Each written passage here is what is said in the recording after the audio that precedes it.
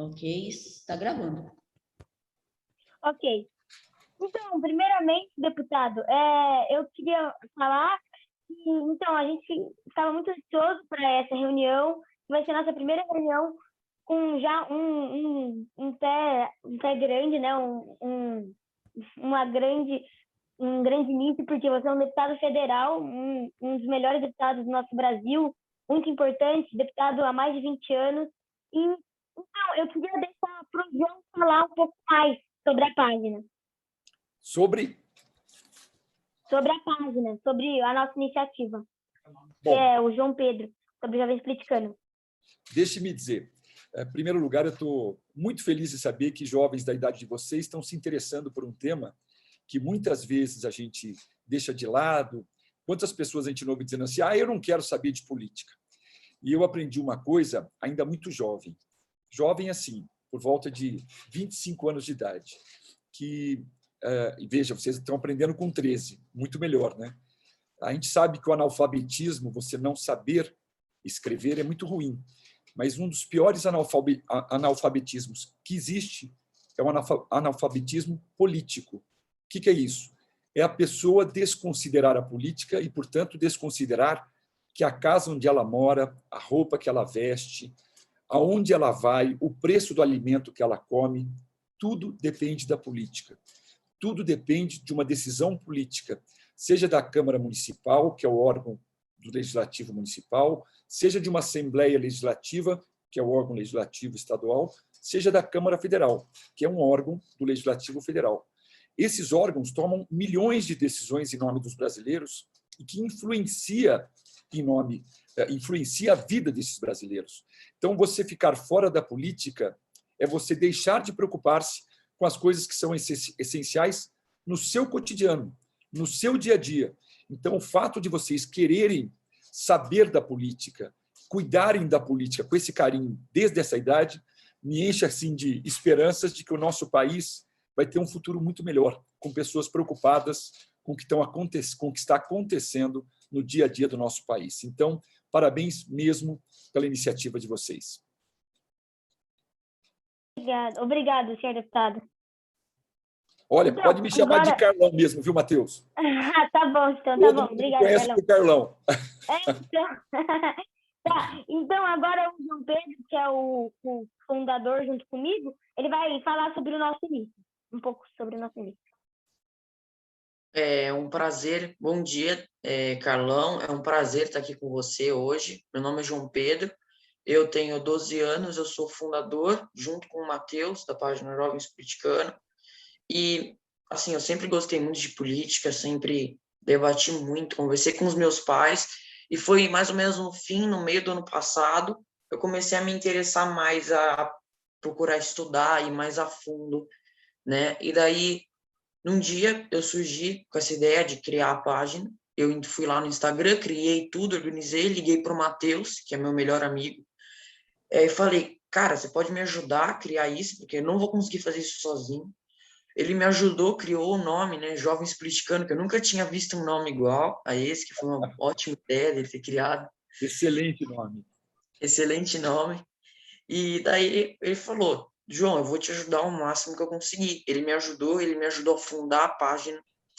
E todos os posts, no começo dos posts da página que eu fazia, eu só tirava uma print de algum outro post e repostava. Eu falei, não, isso não tá certo o que eu tô fazendo. E depois de muito tempo da página, eu falei, tá, então eu tenho que montar um grupo, porque eu não sei editar. Eu não sei editar coisas, sabe, para criar um próprio post. Eu falei, tá, então eu vou ter que chamar pessoas que se interessam por política e sabem o que vão fazer. Eu chamei o Andrei, o Francisco, o Thiago sabe editar muito bem, chamei várias pessoas para me ajudar com isso. O grupo hoje em dia está grande, acho que está com 14, 15 pessoas, e a gente está aí até agora, e o Kim Kataguiri, que é um deputado, ele mandou um abraço para a gente, muita gente apoia a gente, eu fico muito feliz por isso, e privilegiado por estar aqui conversando com você hoje. Então, agora o Thiago, acho que o Thiago ele não conseguiu entrar, então eu já vou começar com as perguntas aqui. Posso começar, deputado? Com o maior prazer, só fazendo um registro aí, que o Kim Kataguiri é um grande amigo também, um excelente deputado e uma pessoa muito séria. Sim, eu gosto bastante dele também. Então, Carlão, a primeira pergunta é uma pergunta bem básica, bem simples. O que você acha sobre as anulações da condenação do ex-presidente? O que você acha sobre isso? Deixe-me dizer, essa é uma questão que envolve o processo em si e que envolve também a ideia que a gente tem do que aconteceu. Eu participei das CPIs, sempre integrante de uma CPI, que foram as CPIs que apuraram o esquema de corrupção dentro do PT. Então, uma coisa que precisa ficar bem clara, o Supremo Tribunal Federal anulou o processo de condenação do Lula, mas, em momento algum, o Supremo Tribunal Federal falou que ele é inocente das acusações. Aliás, eu tenho para mim, até pela minha formação, eu sou promotor de justiça, assim como o Deltan Dallagnol, e continuo promotor de justiça. Eu só estou licenciado da carreira porque fui eleito deputado. Eu tenho para mim que os crimes por ele praticados serão mantidos, apesar de que foram anuladas as condenações. Por que o Supremo anulou as condenações? Eu discordo, mas tem gente que concorda e o que o Supremo fez tem fundamento, mesmo eu discordando. O Supremo entendeu que, como o presidente Lula, quando praticou estes crimes, pelo menos a meu sentido, praticou esses crimes, ele era presidente da República e residia em Brasília, o juiz que tem que julgar as causas dele é o juiz natural de Brasília. Por que é assim? Porque em todo o Brasil é assim. Aonde você pratica o crime, o juiz daquela cidade julga você. Então, isso é o que diz a lei. Aquele juiz julga você. Quando, no caso do Moro, o Moro pegou um caso do presidente Lula que tinha a ver com a Petrobras e, portanto, tinha a ver com Curitiba, porque era Curitiba que cuidava das questões de Petrobras, e puxou todos os outros processos do Lula, que seriam em Brasília, pela lei em vigor, e levou para ele, dizendo que eram todos fatos conexos, uns ligados aos outros. Só que esse entendimento do juiz Moro foi questionado pela defesa do Lula. E a defesa do Lula disse assim, ele não pode ser julgado pelo Moro. E depois de passados aí 4, 5 anos, o Supremo decidiu que, de fato, as decisões tomadas pelo juiz Moro foram anuladas. Remeteu todo o processo para Brasília e agora um juiz daqui é que vai julgar com base no quê? Nas mesmas provas. Então, o Lula tem chance de ser condenado de novo? Muitas, porque ele foi condenado pelo Moro, depois ele foi condenado por um tribunal federal e depois ele foi condenado pelo Superior Tribunal de Justiça. Todos esses órgãos que têm juízes federais e têm ministros do STJ, Superior Tribunal de Justiça, já condenaram o Lula por esses fatos. O que o Supremo fez agora foi dizer as decisões lá não estão corretas porque tem que ir para... Pode continuar, Carlos. Peraí. Vai, tá. Espera.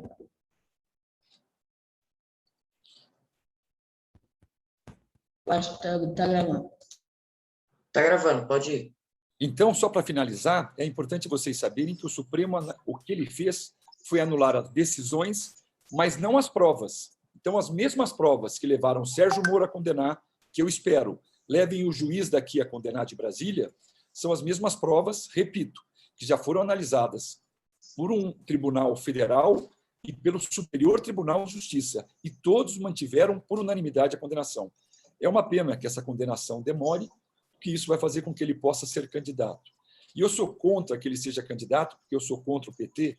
Não, eu sou contra porque ele praticou crimes e eu participei das investigações que levaram a esta conclusão, que ele praticou crime. Seja do partido que for, inclusive meu, praticou crime, não pode ser candidato. Tem que ter ficha limpa, e ele tinha sido condenado em segunda instância e não tinha ficha limpa. Obrigado, Carlos, por responder essa pergunta. É uma grande dúvida minha. Ótima resposta. Obrigado. Sim. E a próxima pergunta que o Thiago iria fazer, mas ele não pôde participar, a gente viu aqui, de acordo com as pesquisas que a gente fez, você foi eleito deputado estadual em 1999. E a nossa pergunta é: como você se sentiu quando você foi eleito deputado estadual? Bom, primeiro, eu fiquei muito honrado. Eu fui candidato a vereador, pelas razões que eu havia colocado ali. Com 23 anos, eu era promotor de justiça. Então, eu confesso a vocês, tanto que eu disse que com 25 que eu comecei a pensar em política. Até os 23, eu só pensava mesmo em ser promotor, era o que eu queria ser, e é a profissão que eu ainda tenho até hoje, só estou licenciado dela. Então, o que me levou para a política foi essa ideia de sair dessa área que eu estou como promotor de justiça, que eu estava como promotor de justiça, de aplicar a lei, e para ir para uma fase, que era uma outra, de fazer a lei. Foi isso que me cativou, isso que me motivou. E eu fui candidato a vereador, fui eleito na minha primeira eleição, e já 2 anos depois fui candidato a deputado. E foi uma loucura, porque naquela época, você imagina, 27 anos atrás, 26 anos atrás, não tinha internet, não tinha nada do que tem hoje. E eu era literalmente desconhecido, eu era promotor de Campinas e vereador em Campinas, uma cidade dos 645 municípios que São Paulo tem. Então, eu fui candidato a deputado estadual, confesso aí num ato de coragem, porque ninguém acreditava que eu ia ser eleito. E eu acabei pegando uma suplência, quer dizer, eu não fui eleito, mas fiquei o terceiro da fila depois do último eleito. E o que aconteceu? 2 anos depois, portanto, antes de 98, em 96, 2 anos depois, 3 deputados estaduais foram eleitos prefeitos. E eu assumi como deputado. Então, eu deixei de ser vereador e fui direto para deputado estadual suplente. Mas fiquei 2 anos, de 96 a 98. Aí, a minha segunda campanha para estadual, eu já era estadual, essa eu diria que foi a campanha... A primeira foi dificílima, porque ninguém sabia quem eu era, mas essa segunda foi mais complicada ainda, porque aí as pessoas já estavam disputando, todas elas com muito nome no estado de São Paulo, e eu era desconhecida. Eu era uma pessoa desconhecida. Então, foi uma campanha muito assim, feita com amigos. A gente não tinha dinheiro, não tinha estrutura financeira. Eu sempre falava isso, meu pai até que me disse: meu filho, você não tem um caminhão de dinheiro, mas você tem um caminhão de amigos. Então, aproveite e converse com seus amigos, e eles é que vão estar divulgando. E, na época, vocês imaginam, era panfletinho, levar papel de casa em casa, falar com um amigo, ligar para ele. Não tinha celular. Vai vendo a época. Então, o celular era coisa raríssima de você usar. Então, eu me senti muito honrado de ter sido escolhido por São Paulo para fazer as leis de São Paulo. Para mim, foi um momento muito importante da minha vida, e foi ali que eu decidi que eu ia continuar na política e estar licenciado no Ministério Público. Que eu confesso a vocês que no meu primeiro mandato de vereador, eu fiquei 2 anos como vereador, saí candidato a deputado estadual. E como eu não sabia se eu ia assumir como deputado estadual ou não, que as eleições iam ser só em 96 para prefeito. Então, o que era o normal? Era você sair candidato de novo a vereador. E eu não saí candidato de novo a vereador. Eu estava decidido que, se eu não assumisse como deputado estadual, eu ia voltar para o Ministério Público. Eu não estava muito animado com a minha função de vereador. Eu não estava muito feliz com o que eu estava fazendo ali. Eu achava que tinha que ser uma coisa de âmbito maior, estadual ou federal. Então, eu, por sorte, acabei assumindo como deputado, porque 3 deputados estaduais se elegeram prefeito, e aí continuou minha vida como deputado, e daí por diante fui 2 vezes estadual e estou no meu 5º mandato de federal. Mas o que é mais gostoso é você saber que você representa as pessoas e que essas pessoas acreditam nos seus valores, acreditam naquilo que você quer para o seu estado e para o seu país. Então, é uma responsabilidade muito grande a de você nunca decepcionar essas pessoas que apostaram em você. E eu tenho certeza absoluta que, com o meu jeito de ser, com o meu proceder, eu jamais decepcionei um eleitor por ir para um caminho que é um caminho que todos nós não queremos, que é o caminho da política ruim, da política feia, da política invejosa, da política corrupta. Ao contrário, eu acabei me especializando dentro da política no combate à corrupção e acabei levando muito da minha experiência de promotor de justiça para dentro da política. Eu confesso que muitas vezes a gente deixa de fazer amigos, vou dar um exemplo aqui na Câmara Federal, que as pessoas olham assim para mim do tipo: ó, cuidado, hein? Esse é promotor. Como se ser promotor, fazer as coisas certas e combater o que é errado fosse uma coisa ruim. Isso é uma coisa, a meu ver, uma coisa muito boa. Mas algumas pessoas, quando querem me criticar, usam este termo. Eu prefiro muito mais que ele me fala cuidado porque ele é promotor do que cuidado porque ele é corrupto. É graças a Deus que eles me falam cuidado porque ele é promotor. Obrigado aí por responder. Você fez uma resposta bem detalhada, muito boa também. E como o Thiago ele não pôde fazer as perguntas, agora eu vou fazer as minhas perguntas que eu tinha preparado. Bom, a minha primeira pergunta é: o que você acha da economia atual brasileira e como o ministro da Economia está lidando com isso hoje em dia? Deixe-me dizer, João Pedro, o ministro Paulo Guedes, eu tenho para mim que ele é uma pessoa muito bem intencionada. Logo que ele entrou, ele veio com ideias que são liberais e são importantes, a favor das privatizações. Em que sentido das privatizações? Tem muita empresa pública que não tem condições de se autogerenciar, de fazer a sua gestão. Então, só dá prejuízo para o governo. Se essa empresa pública ela é ineficiente, vende ela para a iniciativa privada, deixa de cuidar dessas empresas que são ineficientes e que não são a essência do governo. O governo tem que cuidar de saúde, educação, segurança, enfim, e outros itens, mas privatiza essas empresas. E o Paulo Guedes pensa assim. Ele entrou também para fazer as 3 reformas que eram as mais importantes do país. A previdenciária. O que é a reforma previdenciária? Previdência é aquilo que nós recebemos depois que nos aposentamos. Então, a gente recolhe um dinheiro por mês para, quando a gente se aposentar, a gente continuar recebendo essa aposentadoria. E a Previdência estava quebrada, ela consumia todo o dinheiro do governo, ia para pagar aposentado. Ao invés de investir, produzir coisas boas, pagava aposentado. Então, se não fizesse uma reforma que pudesse caber a Previdência dentro, nós íamos degringolar. E foi a primeira reforma que o Paulo Guedes fez, com o apoio do PSDB, inclusive o relator, na época, foi indicado por mim, o deputado Samuel Moreira, do PSDB. Então, foi muito bom. Depois, a reforma tributária e administrativa, o Paulo Guedes apresentou, tentou fazer, mas aí ele começou a ter problemas, acho que com o próprio governo. A interferência do Bolsonaro na economia é muito ruim. E todas as vezes que a economia deixa de seguir seu rumo normal, porque um presidente interfere, o Brasil perde credibilidade. E aí o Paulo Guedes acaba perdendo um pouco dessa credibilidade também. Mas eu tenho a absoluta convicção de que ele é uma pessoa séria, preparada. Durante a pandemia, tomou medidas corretas e nós apoiamos todas elas. Aquele auxílio emergencial que foi dado para as pessoas que não tinham o que comer foi essencial para as pessoas viverem no ano passado, durante a pandemia. O PSDB apoiou, foi uma iniciativa do Paulo Guedes. A ajuda aos estados e municípios que o governo federal deu foi uma iniciativa do Paulo Guedes, o PSDB apoiou. E agora que veio a segunda onda da pandemia, para fazer essa ajuda de novo, o auxílio emergencial e ajuda aos estados e municípios, o Paulo Guedes demorou demais.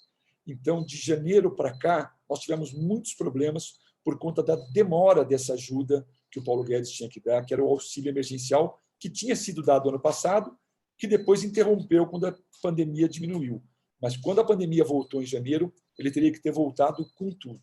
Então, eu acredito no Paulo Guedes, acho que é uma pessoa de bem e acho que ele está tendo dificuldades dentro do próprio governo para levar suas ideias adiante.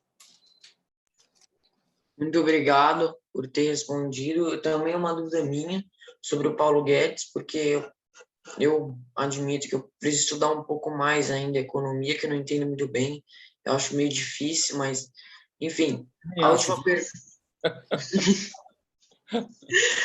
última pergunta agora que eu vou te fazer, depois vai ser o outro pessoal, é o que você acha sobre o MBL? Esse pessoal que você já falou do Kim, do Arthur Duval, esse que foi da prefeita de São Paulo, o que você acha desse pessoal? Olha, o MBL eu diria que foi muito importante na minha vida, porque quando nós começamos o processo de impeachment, éramos eu e mais 4 deputados que acreditavam mesmo que o impeachment era o único caminho para o país, porque o presidente Dilma tinha cometido crime. E nós não tínhamos o respaldo popular. a maioria do governo, a maioria dos deputados, era ligado ao governo do PT. E nós começamos essa luta demonstrando que havia prática de crime de responsabilidade e que ela tinha que ser empichada, ela tinha que ter o impeachment. E essa luta começou e nós começamos a ter, digamos assim, fazer um eco com a sociedade com a ajuda do MBL. Na época era o Renan, o Kim, a Carla, muitos outros que ajudavam dentro do MBL. Então, o MBL foi um movimento importantíssimo para o país. Enfrentam alguns problemas hoje em dia? Enfrentam. Alguns dos seus criadores estão sendo processados por alguns prática de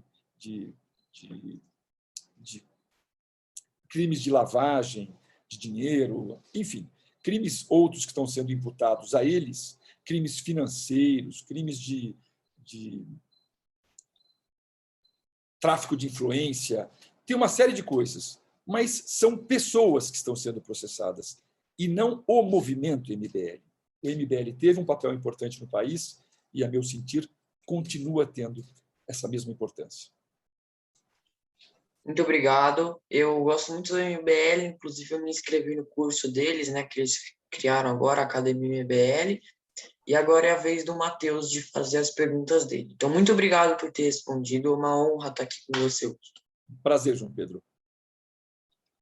Então, Carlão, a primeira pergunta que eu queria fazer é como você acha que você acha que a economia do Brasil hoje em dia está em queda por causa principalmente da pandemia ou também por causa do presidente, do ministro, e como você acha que o presidente está se lidando com a pandemia em questão de vacinas, hospitais? Muito boa a sua pergunta, Matheus. Olha, a pandemia, obviamente, que gerou problemas econômicos para o mundo todo. Agora, o que o Brasil está passando hoje é fruto de como ele enfrentou a pandemia. Os Estados Unidos também teve pandemia, mas conseguiu solucionar, em parte, o assunto e agora está saindo dessa loucura econômica e crescendo. A Europa também. E por que o Brasil não? Porque a postura do governo perante a pandemia foi de negação. Foi uma postura negacionista. O Bolsonaro dizia que era uma gripezinha, que não ia atingir ninguém, que não ia ter consequência, e com isso nós temos mais de 400 mil mortos por causa dessa postura inaceitável do presidente Bolsonaro. Enquanto o mundo estava decretando lockdown, poderia ter tido um lockdown aqui, por exemplo, no país todo, poderia ser o presidente conversasse com todos os governadores e tivesse esse diálogo, essa interlocução, mas ele não tinha. O Supremo decidiu, isso é importante colocar para vocês, que quem pode cuidar da pandemia é a União, o presidente Bolsonaro, os estados, os governadores e os municípios. Ele não disse que a União não cuida, ele disse que todos cuidam. Às vezes o Bolsonaro fala assim, não, o Supremo disse que esse assunto é do município e do estado. O Supremo nunca disse isso. O Supremo disse que, junto com você, presidente Bolsonaro, governadores e prefeitos também podem cuidar. É uma competência que é concomitante, ela é ao mesmo tempo. É uma competência que os três entes da federação, município, estado e União, têm. E ele, ao invés de ajudar as medidas dos governadores, medidas de distanciamento, de uso de máscara, de lockdown, ele fazia o inverso. Ele saía em público, saía sem máscara, fazia aglomeração, ria da doença, falava que isso não atingia as pessoas como ele, que tinham passado ligado ao esporte.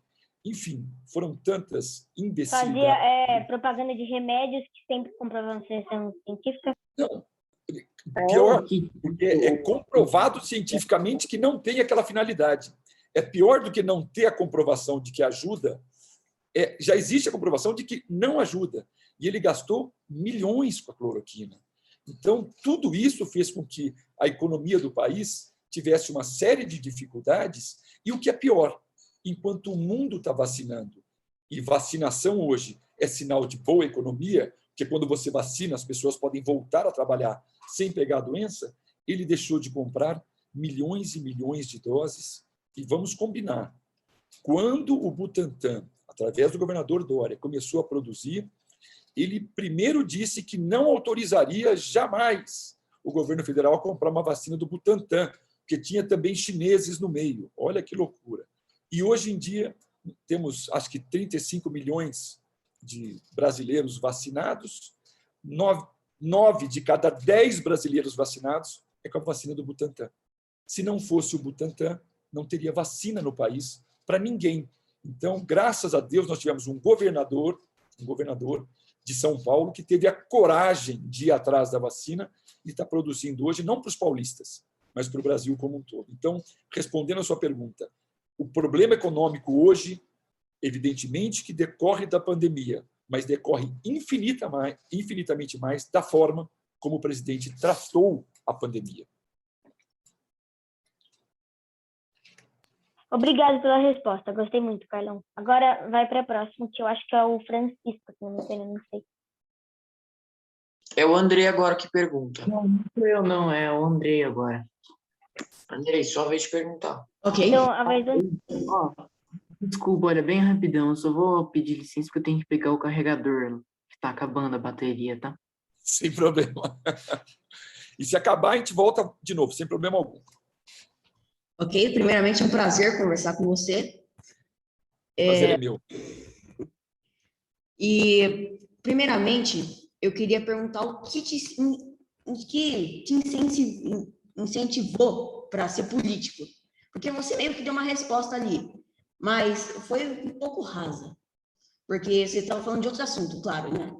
Mas eu queria saber o que te realmente incentivou para ser político, para fazer parte da política. E é isso. Deixe-me dizer, eu, como disse, não fazia política na faculdade, não fazia política no colegial, no 8º ano, nem imaginava o que era política. Eu era, entre aspas, um analfabeto político. Eu não cuidava desse assunto da política como vocês estão cuidando agora, e a perspectiva de vocês terem um futuro muito melhor e saberem quem vocês estão escolhendo para cuidar do país, a perspectiva é bem maior do que a minha na época. Eu tinha um foco, eu queria ser promotor de justiça, estudei muito, prestei concurso em Minas Gerais com 23 anos, fui promotor lá, aí continuei estudando, abri o concurso em São Paulo, fui promotor em São Paulo, aí quando eu estava como promotor em Campinas, eu era promotor do júri. Promotor do júri é aqueles casos de homicídio onde você fala com os jurados, que a maioria dos filmes tem um promotor falando com os jurados. Eu era promotor do júri. E isso acabou dando uma certa visibilidade na minha ação como promotor. E um então candidato a prefeito, Andrei, que era o Magalhães Teixeira, que foi um dos maiores prefeitos da história de Campinas, queria ser candidato e queria que alguém da minha família fosse candidato. E ele comentou com meu pai se eu não aceitaria. Eu confesso a você, quando meu pai veio falar comigo, eu falei, pai, pelo amor de Deus, eu não tenho nada a ver com política, não tenho nada a ver com isso, eu sou promotor de justiça, é o que eu gosto, sou promotor do júri. Mas meu pai começou, mas pensa, você pode ajudar muito a sua cidade e você não vai deixar de ser promotor, você vai só se licenciar. Se você não gostar, você volta a ser promotor, porque você vai estar só licenciado da sua carreira. E conversando com meu pai, daí comecei a conversar com amigos, e aí foi surgindo aquela ideia. Bom, Carlão, acho que você podia usar toda a sua experiência de promotor, como alguém que conhece de leis, para fazer leis. Vamos juntos, vamos fazer uma corrente. E acabamos fazendo uma corrente de 100 amigos, acabei me candidatando, acabei me envolvendo que nem um maluco na campanha, eu achava que eu não tinha a menor vocação para o negócio, e acabei tendo a 7ª maior votação de Campinas na minha primeira campanha de vereador. E o que me motivou? O convite do Magalhães Teixeira, o apoio da minha família e dos meus amigos, e a ideia de que eu poderia usar a minha experiência como aplicador da lei para fazer leis. Foi isso que me motivou, sendo muito sincero com você, Andrei. Legal. Realmente, agora sim, tem uma boa resposta. Né? Eu acho que o seu pai foi um grande anjo da sua carreira, né? Porque ele te incentivou a seguir na carreira para deputado federal, para vereador primeiro, quando você era promotor. Ele falou lá também sobre o caminhão de dinheiro lá e o caminhão de amigos, então ele foi um grande anjo da sua carreira mesmo, né? Você pode ter certeza absoluta. Foi e agora lá no céu continua sendo. Eu acabei seguindo os passos do meu pai de forma assim, mesmo que sem estar raciocinando muito. Eu estava no primeiro colegial quando meu pai aposentou-se como promotor. Então, eu não convivi com meu pai como promotor, mas eu fui promotor, assim como ele. Aí meu pai depois ele foi vereador. Eu fui vereador, assim como ele. Meu pai foi secretário municipal de Campinas e eu fui secretário municipal de Segurança Pública em Campinas. Então, eu acabei seguindo os rumos do meu pai, porque, para mim, ele era e continua sendo uma referência. Os valores que meu pai passou para a minha vida são os valores que norteiam as minhas ações até hoje. Eu sempre tive meu pai ao meu lado em todas as campanhas.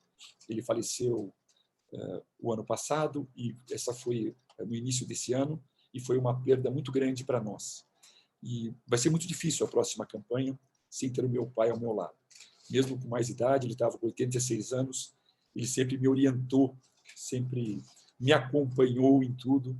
Então, agora eu tenho certeza que eu vou estar contando com as bênçãos dele, que eu tenho certeza absoluta que ele está do ladinho de Deus lá.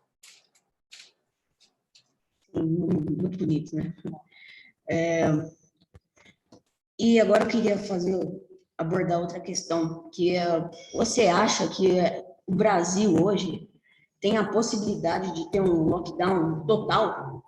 Porque está tudo em caos, né? E os números deram uma baixada, mas já estão aumentando de novo. Então, o que você acha?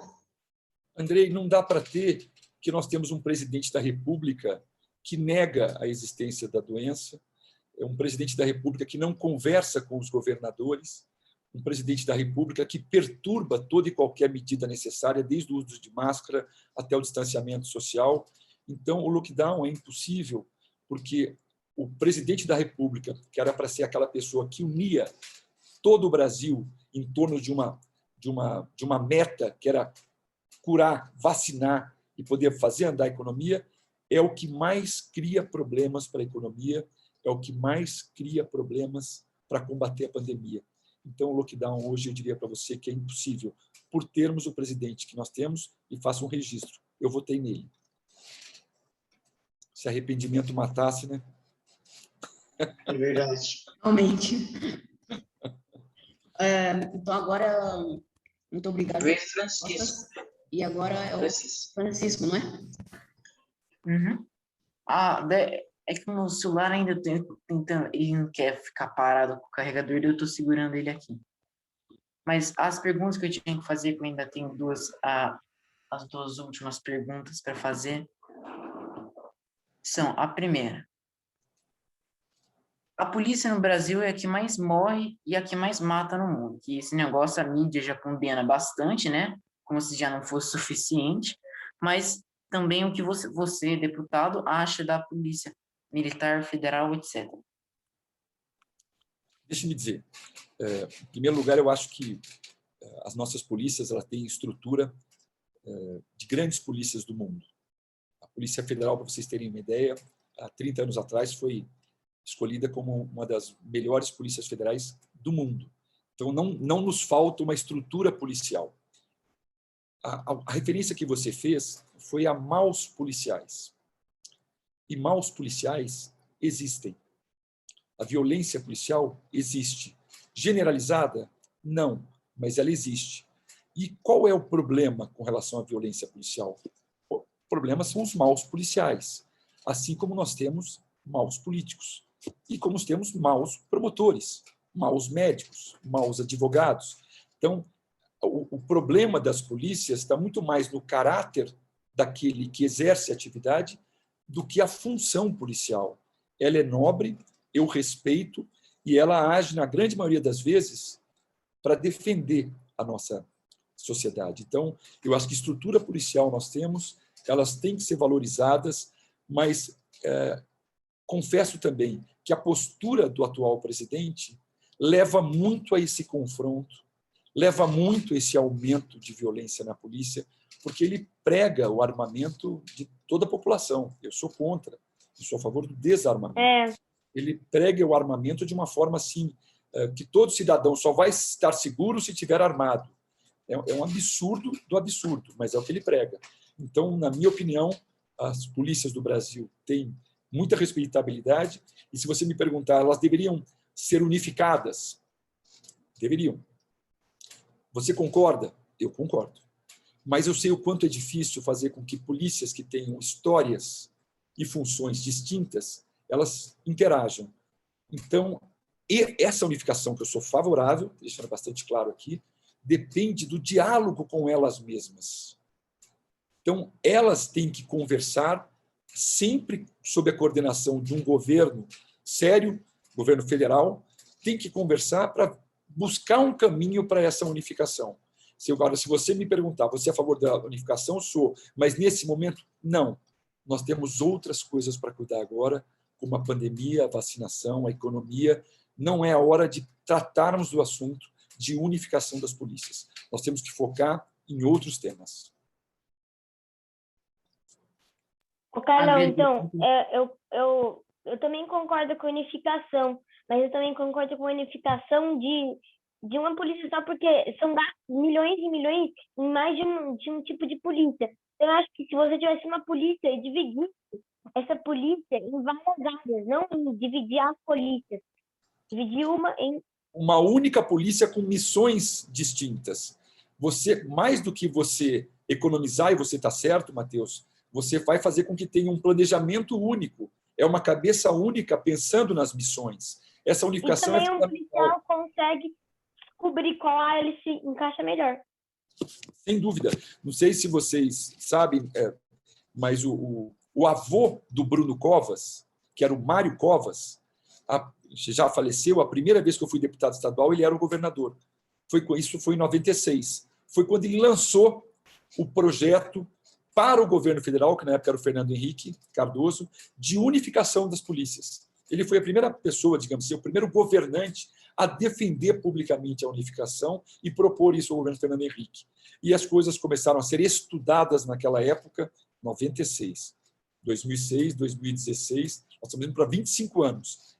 E não avançaram até agora, porque não houve quem conseguisse fazer com que as polícias conversassem para garantir essa integração.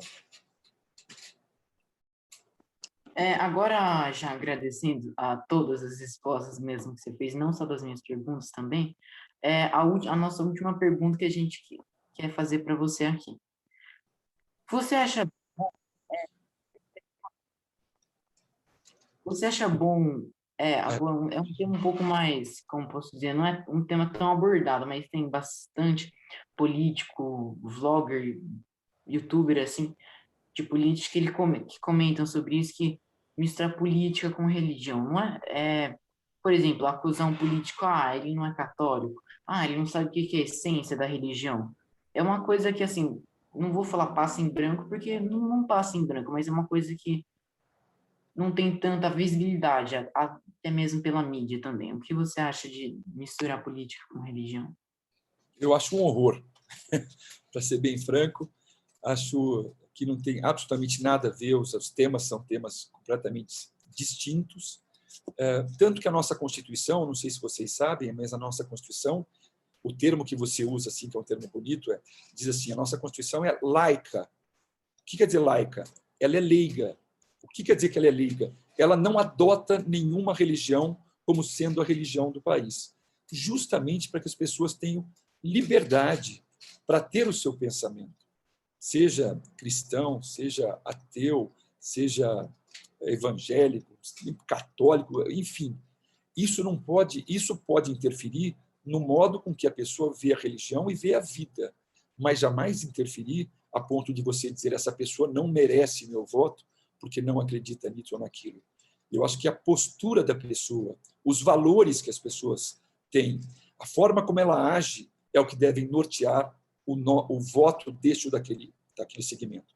Agora, por outro lado, é mais do que normal que todos os segmentos, assim como advogado, como médico, como delegado, promotor, é mais do que normal que igrejas queiram ter seus representantes. Isso é perfeitamente normal. Tem candidatos que são defendidos pela Igreja Católica, defendidos pela Igreja Presbiteriana, pela Igreja Evangélica. Isso faz parte. Eu só não acho que as pessoas tenham que ser guiadas por isso, mas é natural que os segmentos de religião tenham a sua representação na Câmara, como qualquer segmento deve ter essa representação. Olha, Carlão, Eu também concordo com você sobre essa pauta. Eu achei muito bom a gente ter abordado essa pauta aqui.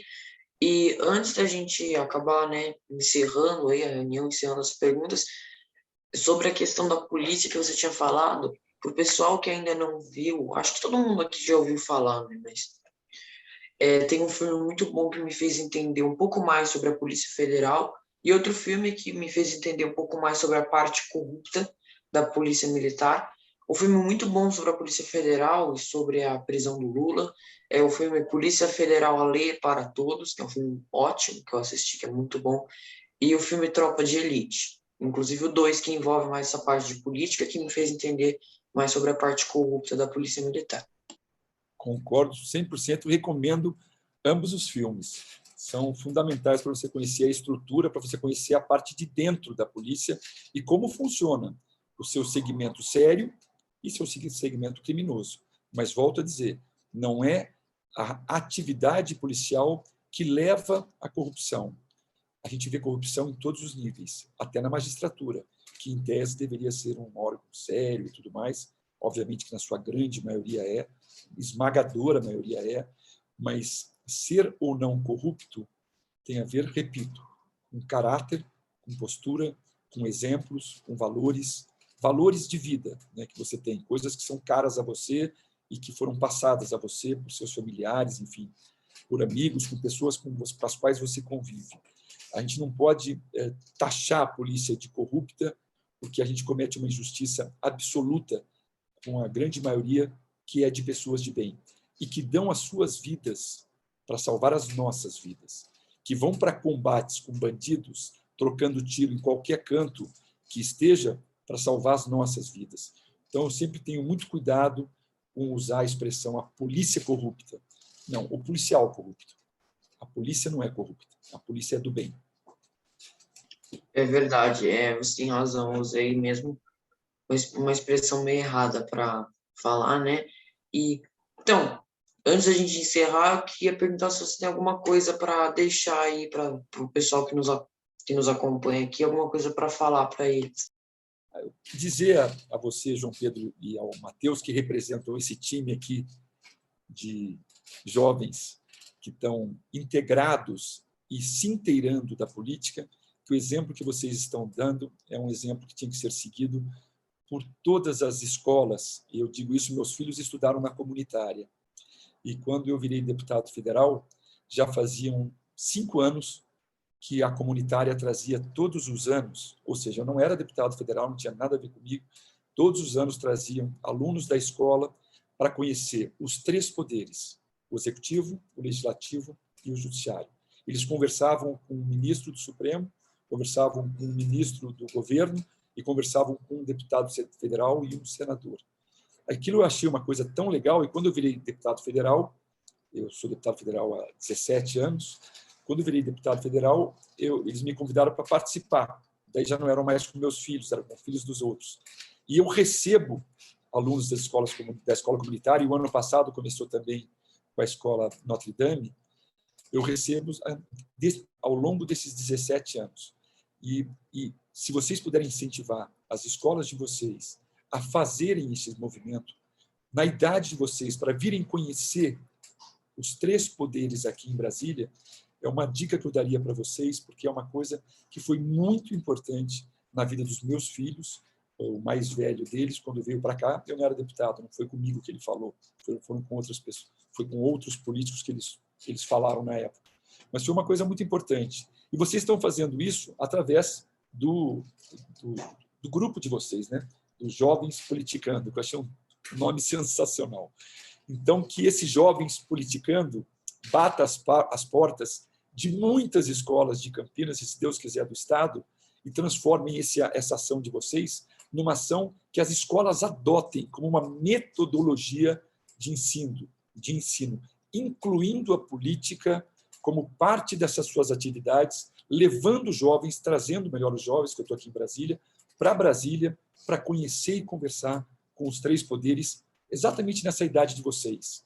É quando as pessoas começam a despertar por o que vai acontecer para o futuro. E eu preciso saber do futuro para cuidar do meu presente. Então, que essa ideia de vocês, dos jovens politicando, possa renascer em cada escola de Campinas e, se Deus quiser, em muitos grupos de alunos como você. Obrigada. Então, Carlão, queria agradecer, porque com certeza um dia a gente vai subir e vai estar registrado como você foi um dos nossos pioneiros, porque a primeira reunião importante com os maiores deputados do nosso Brasil, um dos políticos que eu mais gosto, e Obrigado. você ajudou a mudar muita ideia por causa dessa reunião. Então, queria agradecer de coração essa reunião. Fiquei muito triste, de verdade. Eu que agradeço, Matheus. Foi um prazer conhecer todos vocês. Não esqueça de mandar um beijão para o Neto e para a Lu. Gosto muito dos seus pais. Pode E para a sua tia também, para a Luciana Keck. Tá bom. Um abraço a todos vocês. Estou sempre à disposição. Tchau, Carlão. Obrigada. Um abração grande. Tchau, Carlão. Valeu, turma. Tchau. Obrigado a vocês.